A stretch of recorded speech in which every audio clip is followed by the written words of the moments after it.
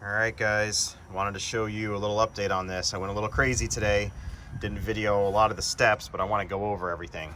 So here is how she sits today, and I am very excited about it.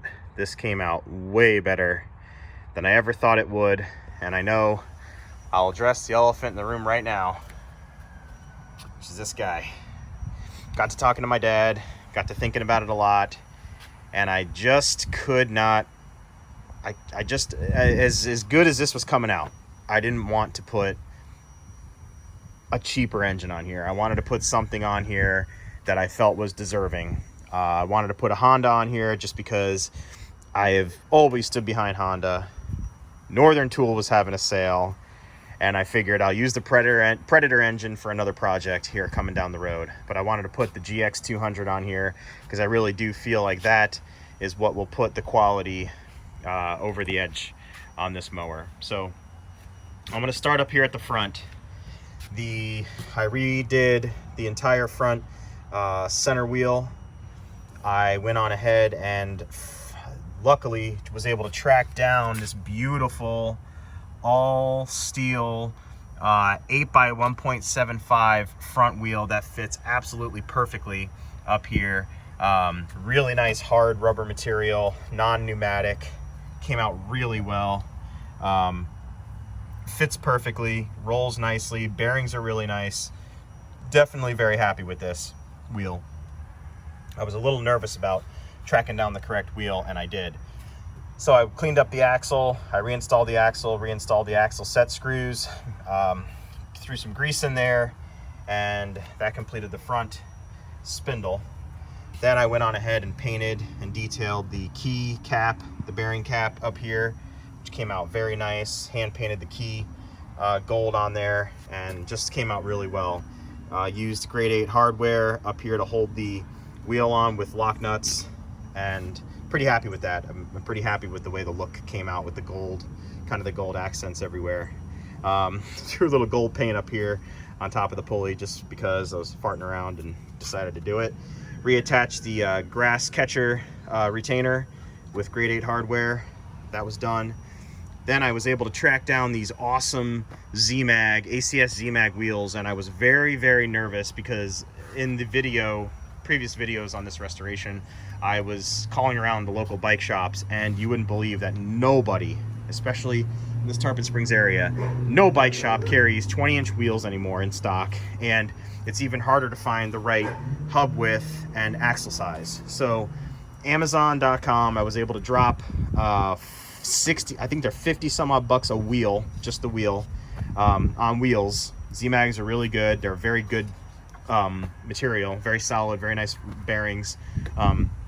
New wheels, Goodyear tires, and then I believe, I'm not sure the brand, tubes, and I did a video on how to do the tube and tires on them. So these came out exceptionally well, very happy with them. They fit perfectly in the frame bores on each side, here and here, very nice. Then obviously picked up the GX200 from Northern Tool Supply today. The only thing I have to do is finish mounting it, but the belt that I picked up is the wrong size belt. That 43-inch belt's not going to cut it into 45, so I'm going to head back over to Northern Tool, which is a beautiful store. They have a 45 in stock. I'm going to grab one of those and throw it on. I also picked up a new, you can see it in here, a new V Belt Pulley. This is a 3/4 inch shaft, so it's a 3/4 inch hole on the pulley, keyed. Obviously you want to make sure you get keyed. That's that keyway in there. That's a keyed pulley. So when I finish installing the belt, I'll go ahead and tighten all this down. The belt tensioner bolt does not hit the oil screw, the oil drain plug, which is nice. It was pretty close on the clone, not too bad on this one. Here's the kill switch here. I'm still debating on whether or not to add a remote kill switch. I have it. I just need to determine if I'm going to install it or not. I'm not sure if I want to or not yet. What else can I say? Rest of it, I mean, came out really good. I'm very happy with the overall restoration on this thing. I really didn't think it would turn out as well as it did. I think what really makes it pop are the mag wheels. I think that adding the mag wheels is going to give it a longer durability than keeping the original spoked wheels on there, because they do get rusty, and we're in Florida and shit just rusts. The other thing I got that I'm going to do is I have the throttle cable retainer clips that are over there drying. I painted those. Those are going to go one here and one up here to retain the throttle cable. I installed the throttle cable yesterday, and this is functional. So this is actually adjusting the throttle back and forth, as you can see here, perfectly. So a nice little add-on that the mower was lacking for a while. I got new hand grips that I'm going to throw on here as well when I do the finishing touches for the throttle cable and the belt. So I think overall, just a solid restoration all the way around. I'm very, very happy with it. The blade, I believe, arrives tomorrow, so I will do a video. I'm going to do a final video, so this isn't the last video. I'll do a final video on it, and then I'm going to do a start up and run and cut some grass with it and call it a day. But I do appreciate everyone that's been following this little build series, this little restoration series, and I do appreciate all the feedback I'm getting and the thumbs ups and everything else. It's nice. You do something like this, you know. My mom has been saying to me that she's like, "Oh, you're crazy. It's a mower. You're spending too much time on it. What are you doing it for?" And my whole point, my whole reasoning behind it is, number one, it's my dad's, and I love him, and I want to do something nice for him. This is, he's done a lot of things for me over the years, and I want to kind of pay it back. So that's number one.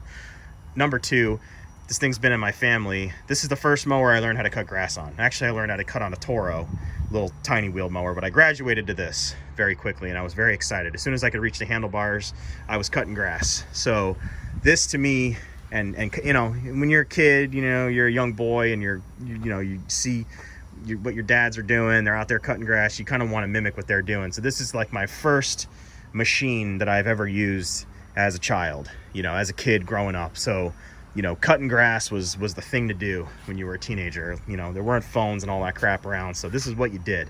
So there's the second reason.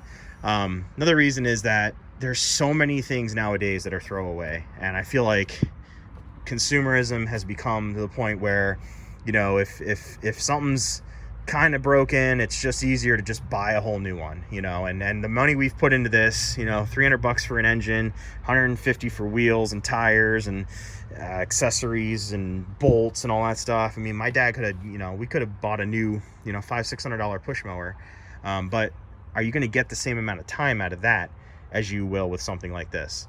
And the other thing is, this thing is so old, 30 years old, 40 years old. We don't know. We keep talking about it. We don't know how old this thing is. But you put time and effort and energy into something that's this old, and you bring it back. It's like restoring a classic car. It may not mean much to other people, but when you go out to your shop, you go out to your shed, and you grab a hold of those handlebars, and you fire it up and you start cutting it, there's that sense of pride that you didn't just throw something away. You didn't just put it in the landfill. You brought it back from, almost its ultimate demise, and now it's back in service, doing what it was intended to do. All this metal doesn't have to go to waste and get rusty and crappy. So it's pride, and that's, if there's one thing I hope you can take away from my videos, they're not as polished as most YouTubers, but the things that I do, I try to put passion into, and I try to put pride into it. So I hope you guys are out there wrenching, and you're putting pride and passion into your projects, and you're not just throwing crap away just to be part of the problem. Take something old, grab a hold of it and start working on it. It's therapeutic. It'll help you, and there's a sense of accomplishment at the end of it. So thank you guys for watching. Remember to rate, comment, and subscribe, and I'll do a follow-up video hopefully tomorrow or the next day when this thing is done and ready to go.